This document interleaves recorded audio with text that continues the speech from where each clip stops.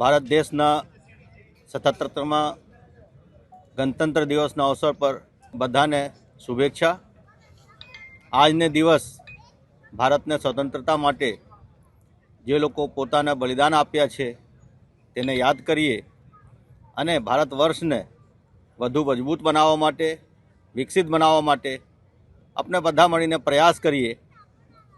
આજના આ શુભ પ્રસંગે ભારતની સુરક્ષા માટે તૈનાત બધા લશ્કરના જવાનો, અર્ધલશ્કરના જવાનો અને પોલીસના મિત્રોને પણ હું અભિનંદન આપું છું।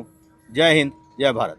રાજકોટવાસીઓને આજના દિવસે હું ખાસ અપીલ કરું છું કે પોલીસને તમે કાયદાને પાલન કરાવનાર સંસ્થા તરીકે નહીં જોઈને અને તમારા સમાજના એક અંગ તરીકે જો અને આને સહયોગ આપો અને આપણે બંને મળીને આ રાજકોટ શહેરના વિકાસમાં ફાળો આપીએ, તે જ ઈચ્છા।